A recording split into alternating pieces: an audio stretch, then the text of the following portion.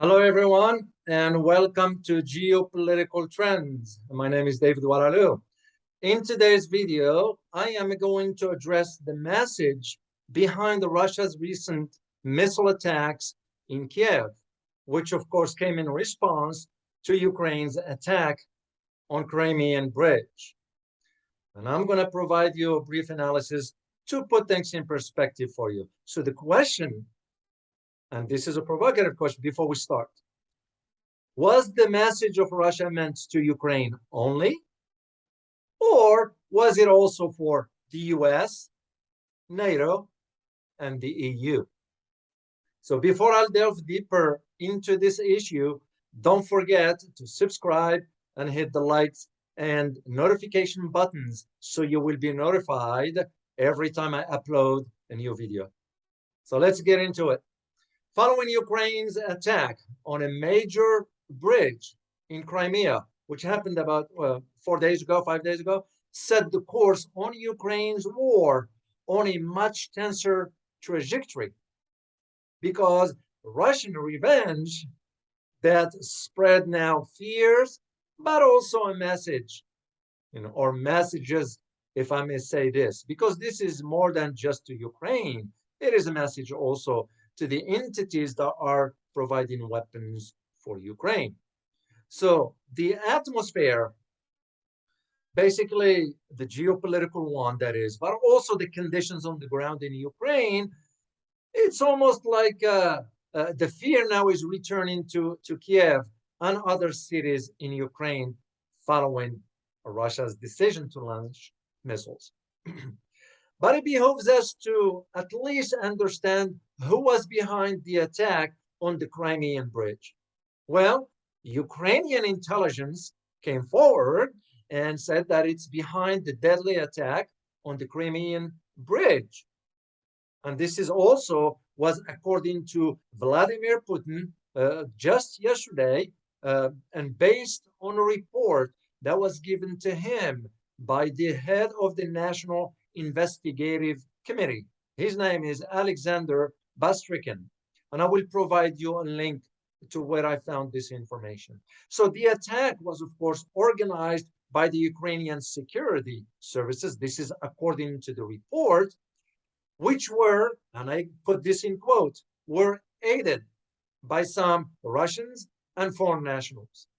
So they weren't just Ukrainians by themselves. There were some Russians involved, but also some foreign nationals. And this is, again, according to Bastrikin, who is the head of the investigative division in Russia. So the investigative committee head also said that the Federal Security Services in Russia, which is known as FSB, what FSB end up doing is they end up identifying suspects in the blast that took place on the Crimean Bridge, because it was a truck that blows up, which had the explosives inside. So by identifying the suspects, it became a different ball game altogether. Now it's an intelligence game, shall we say. So the attack on the bridge was aimed at Russia's critical infrastructure. So the question we need to ask now is, was this the overall aim? Which means, was it Ukraine that did this on its own? Or was it Ukraine guided or pushed by outside elements? And that's just for us to think outside the box. So Russia's response, of course, to the bombing or to the attack on the Crimean Bridge is that Russian forces now continue to launch their missiles at Ukraine, different regions in Ukraine. And it was just sort of the city of Kiev and several other cities, including the capital, of course. Of course, Washington and the European capitals have vowed to expand their support for Ukraine. At the same time, while this has been happening for the last 7 months, Russia also has warned the West against increased involvement in the war.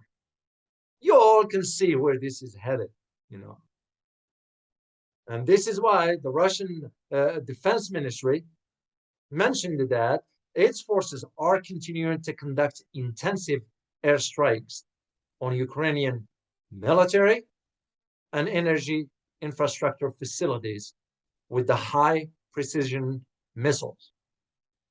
This is where, as an analyst, I'm going to have now to start to think in terms of, okay, the meaning of the deployment of those type of missiles. And second is, are we looking at the, what's the word I'm looking for the sphere of the conflict to go beyond Ukraine? That's what I'm starting to think about.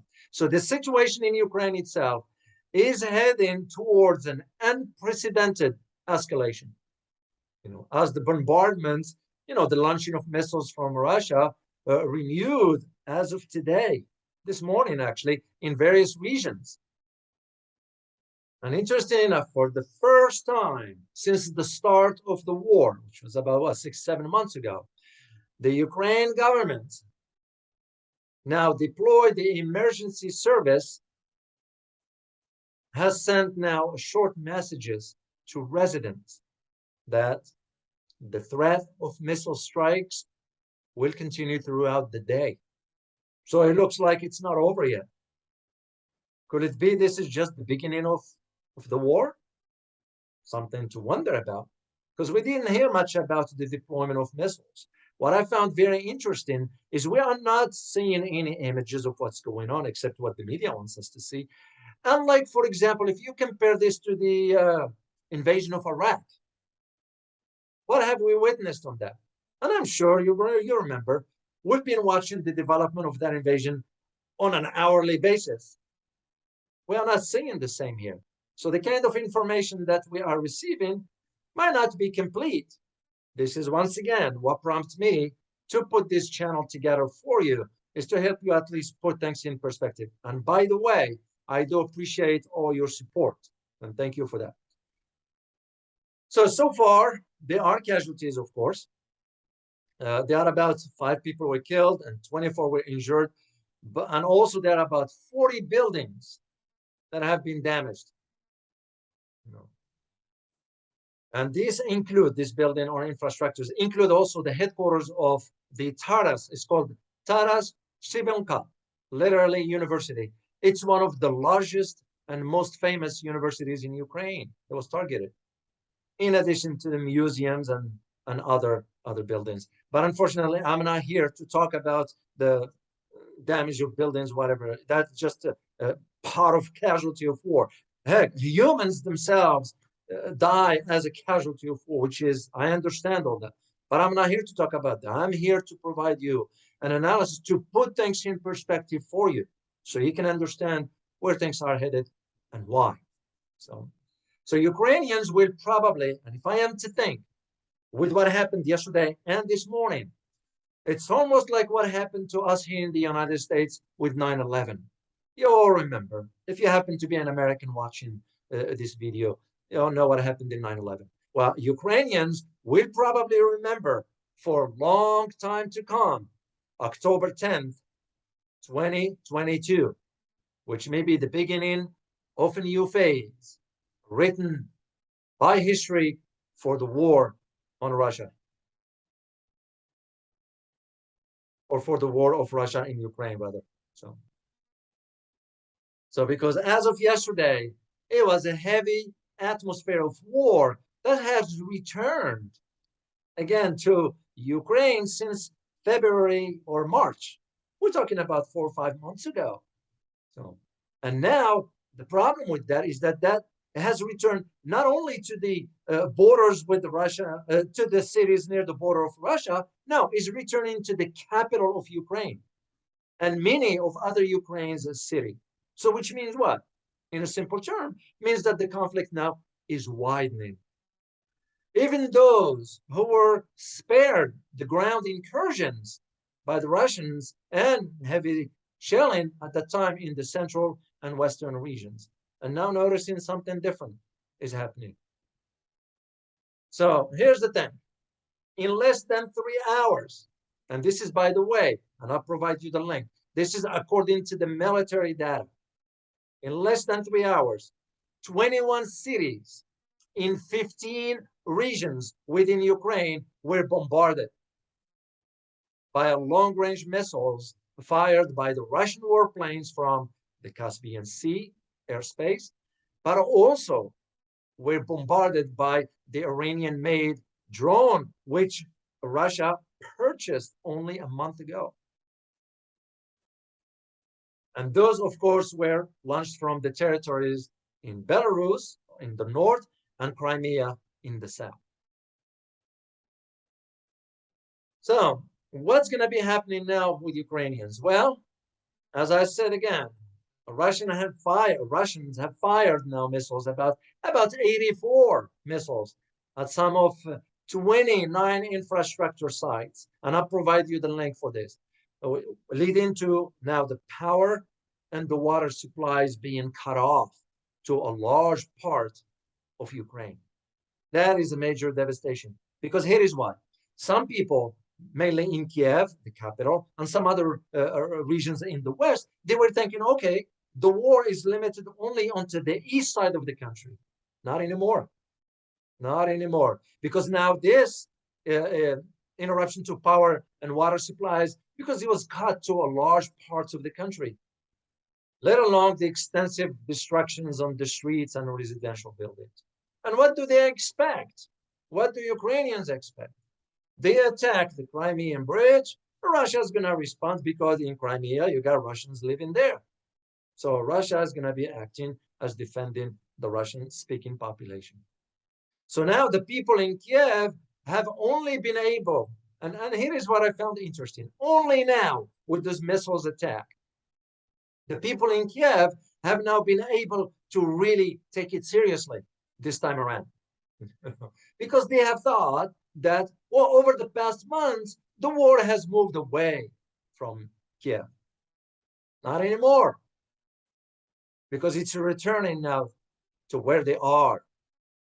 And they are seeing that. The whole city, Kiev, that is, as a matter of fact, quickly turned upside down, becoming almost empty and dismembered, unfortunately, due to the security measures that they are taking. Even the subway has also stopped together. That's the casualty of war. You know, they shouldn't be shocked or surprised. It's because we all know when this is started where it was going. So as a matter of fact, there are even now queues, you know, long queues returned into the streets of Kiev, you know. And these long queues, usually those are people standing in front of food shops because there is no food.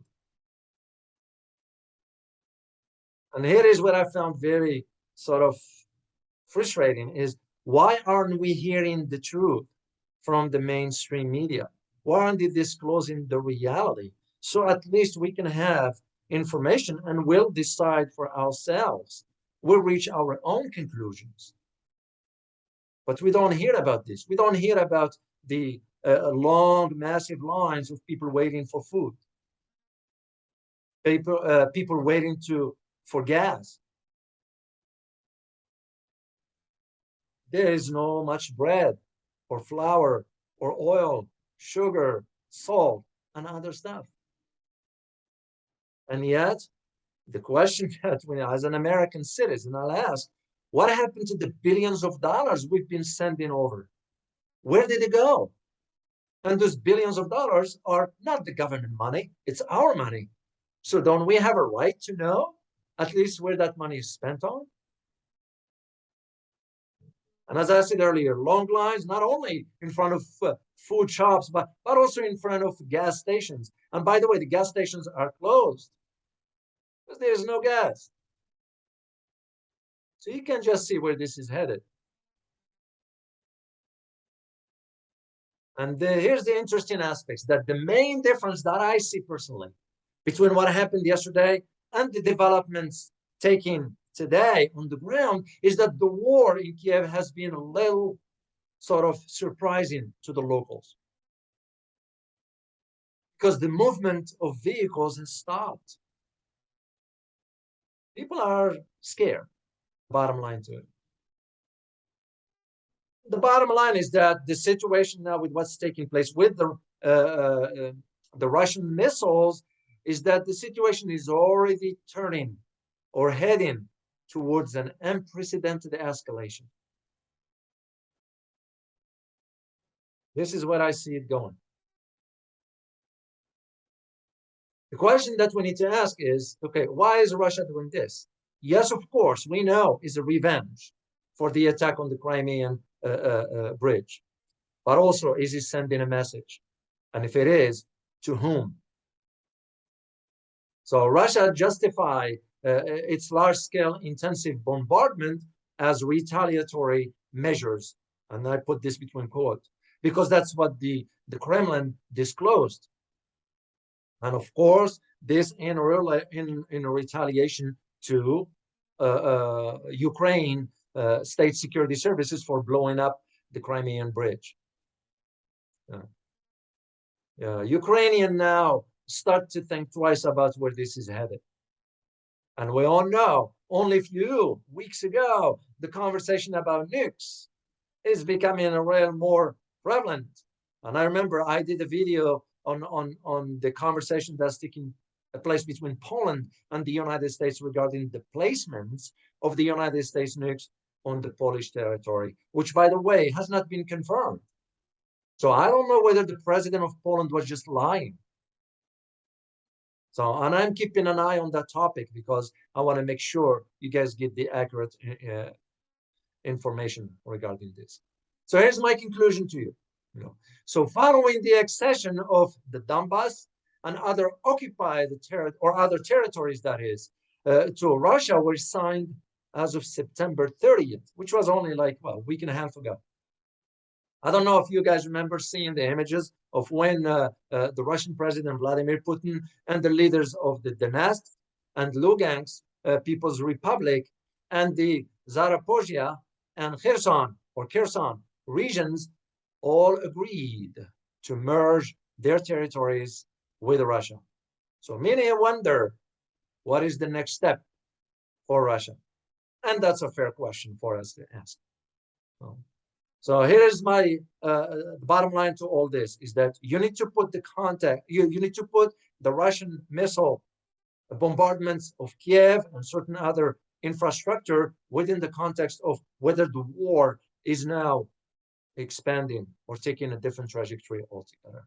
So my question to you for today is this: will Ukraine become a landlocked country? Let me repeat this. Will Ukraine become a landlocked country? Let me know what you think and leave me some comments. And as always, remember, geopolitics impact your daily life in more ways than one. Till next time. Bye-bye.